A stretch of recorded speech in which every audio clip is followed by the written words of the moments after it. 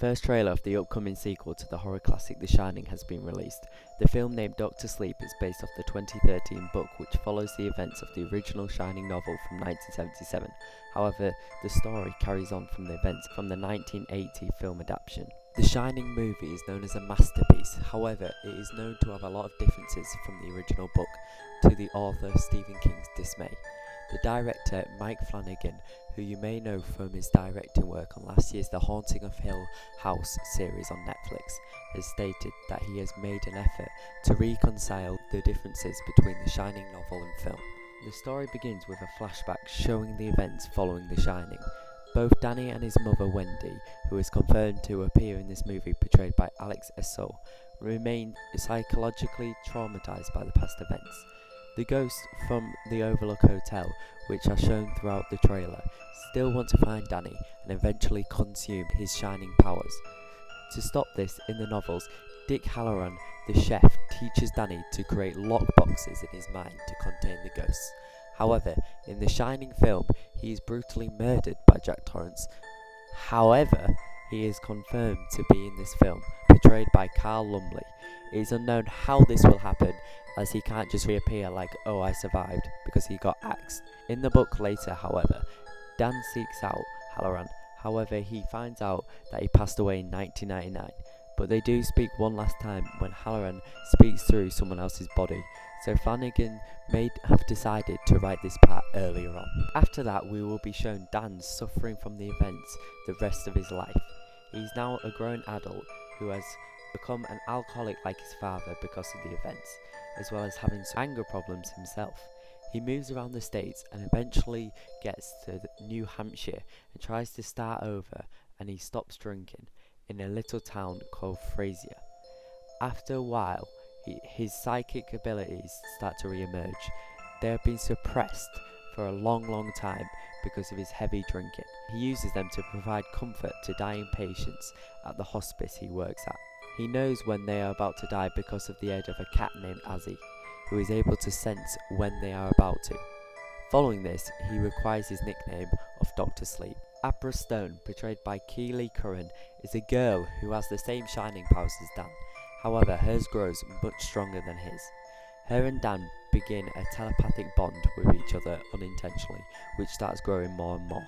One night she witnesses a ritual torture and a murder of a boy by the True Knot. The True Knot are a cult of quasi-immortals, sorry if I said that wrong, run by Rebecca Ferguson's character, Rose the Hat. They go across the states, feeding on steam to gain immortality. Steam is a psychic essence which is produced when someone who possesses the Shining dies in pain. They become aware of Abra and they formulate a plan to kidnap her and use her to produce a limitless amount of steam. However, the True Knot have begun to die off because of measles contracted from their last victim, so they become more and more desperate to get a hold of Abra as they believe she can cure them. In the events following this, a lot of backstory stuff happens, with Dan agreeing to help Abra and so on. But a key part that Dan finds out with his powers from Abra's great-grandmother, who is sadly dying of cancer, is that Abra's mother is actually his half-sister.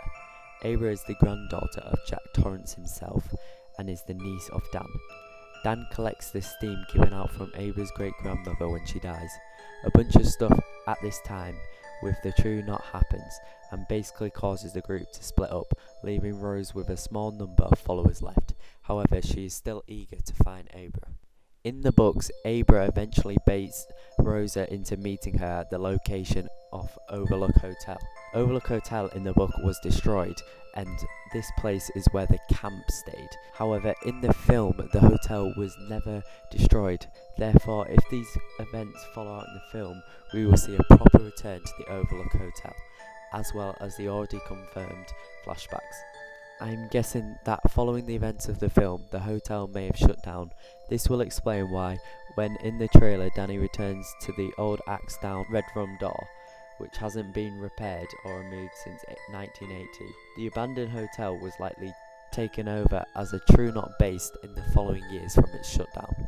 Dan arrives at the Overlook Hotel to help Abra, and he uses the steam collected before to kill the remaining group members. Following this, there is a psychic battle between Abra, Dan and Rose that is stated to be a brutal life or death situation in the film.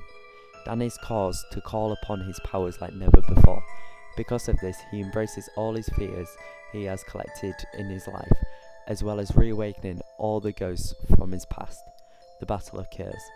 The battle concludes with the help of none other than Jack Torrance's ghost, who helps them push Rose to her death. Following this, Dan makes peace with his father. And then the book ends with an epilogue. Dan celebrates 15 years sober and attends Abra's 15th birthday. He tells her not to follow the patterns of alcoholism and violent behaviour that runs in their family. Abra agrees and says she will behave. And then the conversation is cut off to Dan being called back to his hospice, where he comforts a dying colleague who once antagonised him. So there is the story of how I believe the film will play out. I think the main factor of the film that isn't in the books is the Overlook Hotel and what will occur there. What I'm most excited about is to see what they do with past characters such as Jack Torrance and Wendy, and also see what they do with the Overlook Hotel. The reveal of the flashback scenes are a surprise in itself, so to see what other reveals are to come is very exciting.